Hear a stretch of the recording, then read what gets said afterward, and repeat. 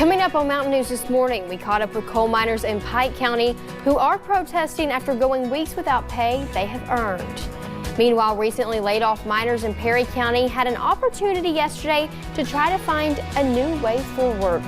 Plus, we take you to Leslie County where the community is showing their support for an officer who was shot in the hand this past weekend. Dedicated to Eastern and Southern Kentucky, this is WYMT Mountain News This Morning.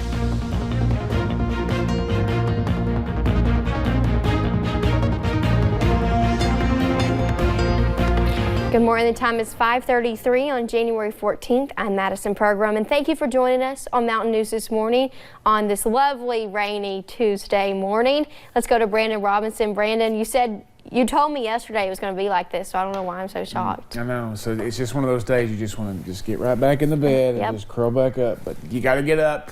Listen, instead of Calgon take me away, coffee take me away today. So let's get into it this morning on this soggy Tuesday, Monday 2.0.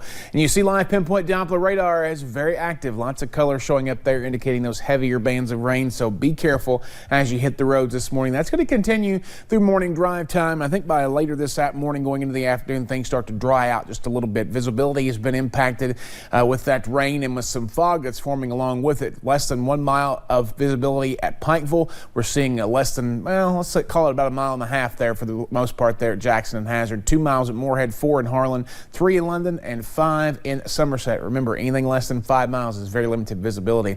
Temperatures going up in the south, mid to upper 50s, and then you see those upper 40s, close to 50 up in those eastern counties. The wind's still cranking that warm air out of the south, and that will continue to be the case throughout today as we climb into the mid 60s. Even with the rain, 64 our forecast high. We'll talk about the extended forecast coming up here in a little bit. Madison. Thank you, Brandon. Well, miners who say they want their money are protesting on tracks in Pike County. The men say they have worked for 2 weeks without pay. They came home from work Thursday afternoon, a 17-hour shift, expecting a paycheck Friday, but that check never came. They were told to wait until Monday, and then the date was pushed again. Now they are just trying to make sure they get what's owed to them. The engine has left the tracks, but the coal and the miners remain. I don't know what else to do but try to stop the train from taking our coal out of here. If they won't pay us for what we worked, we'll let the train go. But if not, we're going to stand right here. We'll stand here for every other coal miner that's ever been beat out anything. It just ain't right. We reached out to the Quest Energy for comment, but their offices were already closed for the day. The men say they are supposed to work Monday, but they are not leaving that spot until they get the money they have already earned. And this all comes during an interesting development in the Black Jewel saga. Lawyers for that coal company are accusing its former CEO of fraud. Miners took to tracks in Harlan County last summer for weeks of protest. They were fighting for pay they had already earned. Now Black Jewel's lawyers say former CEO Jeff Hoops took millions of dollars for personal gain. Hoops has declined to comment on the accusation. And EKSEP hosted a job fair yesterday at the Kentucky Career Center in Hazard to help displaced coal miners find new jobs. I went down to learn how the job fair is helping miners. Looking for a fresh start. I've went through the booths and talked to several of the people. And just some relief after being laid off by Perry County Coal right before the new year. I was not informed of it, didn't really anticipate it, but it did not surprise me. They owed me for 6 weeks of pay, and I got 1 week of pay so far. Donald Napier was in the engineering department, and he came to the job fair looking for that new start. I have a lot of qualifications and have worked at that company since 1982. Full-time, bought and sold so many times, it felt kind of funny, but this last time they finally let me go. Trish Adams with EKSEP says that is what they're doing, supporting them and finding a new beginning. We are the match.com for the workforce, and that's one of the reasons that we're having this event here, is to connect them with those important training opportunities and or job opportunities here. Helping those find the light at the end of the tunnel. I've applied for the reclamation job down here, and I'm hoping that I can get it. If not, I don't know what I'll do. Reassuring them that the future is brighter. There is hope. There are opportunities, and we want to make sure that we're connecting with them. And connecting them with that fresh start they are seeking. Now, if you missed the job fair, you can visit the Kentucky Career Centers in any of the 23 counties EKSEP serves to seek help.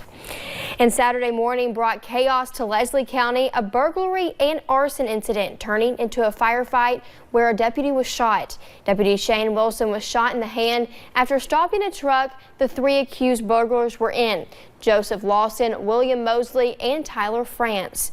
Mosley was shot and transported to the hospital while Lawson was arrested, and France ran from the scene and was caught not long after.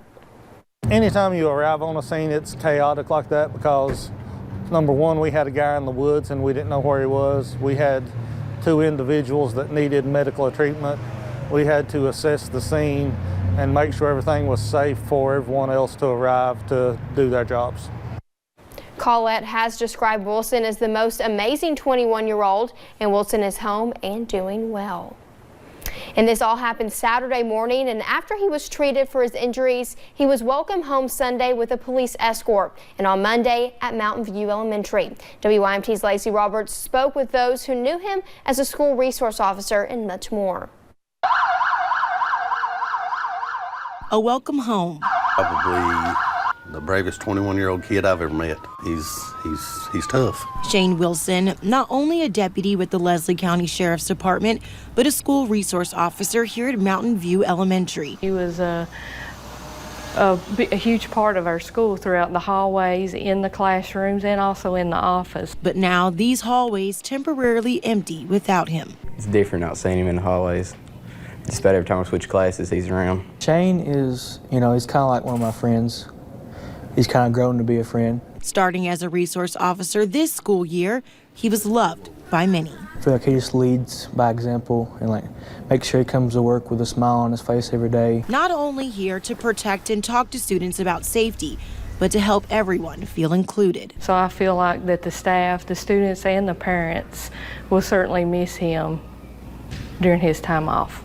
Students asking resource officer Randall Combs where Wilson was, knowing he had been shot. But he'll be all right, and they were relieved. And a community can also rest knowing one of their own is home and safe. In Leslie County, Lacey Roberts, WYMT Mountain News.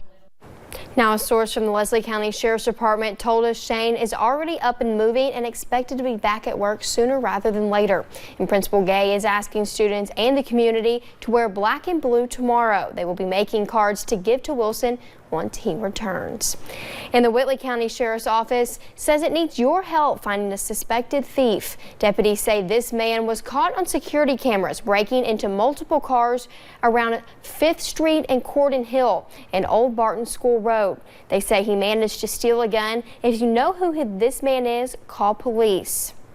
And in Estill County, one man is accused of beating his mother and holding her hostage. Deputies say someone called 911 and hung up. The dispatcher called back and Stephen Deaton answered. Police say he was upset and his mother was screaming for help. Deputies went to the home and the woman begged an officer not to leave. Police say she had bruises on her face and hands. Deaton is facing several charges, including abuse and unlawful imprisonment. And a woman charged in a Rockcastle County death investigation made her first appearance in court yesterday. Melissa Wolke is charged with murder in the death of Donald Abner. It's still unclear how Abner died, but a vicious dog may have been involved. A judge assigned Wolke a lawyer who then entered a not guilty plea on her behalf. A preliminary hearing is scheduled for January 22nd. And state police are looking for help solving a 22-year-old cold case out of Central Kentucky. What you are seeing is a sketch made with help from the Texas Rangers, showing a Jane Doe found in rural Owen County back in 1988. It shows what she may have looked like at the time of her death. KSP says new information leads investigators to believe she has connections to Columbus, Ohio, and/or Miami, Florida. Anyone with information is encouraged to call the Kentucky State Police Post 5 at 502-532-6363. And now an update on a story we first brought you yesterday. This dog was found starved nearly to death by a dumpster this past weekend and is now on the long road to recovery. She is now out of the emergency room and recovering at a Proctorville Animal Clinic in Ohio, the shelter that helped rescuers facing an unexpected but welcome challenge of their own as support floods in from around the world. We've had people from far away. I received a PayPal donation this morning from South Carolina and another one from France. We just need to give this some time and see how it plays out. And then I may have to call in volunteers to help check the applications if we continue to get as many. The shelter says they are still trying to determine how she got in this bad shape. However, there are no surveillance cameras in the area where she was found, so they say that will likely be difficult to figure out. And later, UK linebacker Cash Daniels opened up about the now infamous incident with Florida player Kyle Trask when he was seen jerking his foot. From record-breaking daytime highs to overnight lows in the teens. Yes, that's right. That's the forecast for the next 7 days. I'll walk you through all the twists and turns in about 3 minutes.